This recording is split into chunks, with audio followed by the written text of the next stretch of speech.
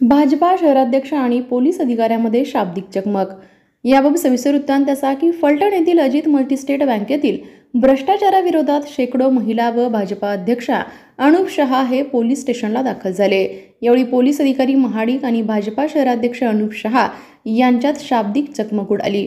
Ajit multi-state प्रकरणी दाखल केलेल्या तक्रारीवर कोणतीच कारवाई होत नसल्याने 26 जानेवारी रोजी महिलांनी आमरण उपोषण करण्याचा इशारा दिला होता। यावेळी शेकडो महिला या आमरण उपोषणास बसण्यास आल्या होत्या। संतप्त झालेल्या शेकडो महिलांनी व अनुप शहा यांनी पोलीस निरीक्षक महाडिक यांना जाब विचारत फैलावर घेतले। यावेळी अनुप शहा व पोलीस निरीक्षक महाडिक यांच्यात शाब्दिक चकमक उडाली।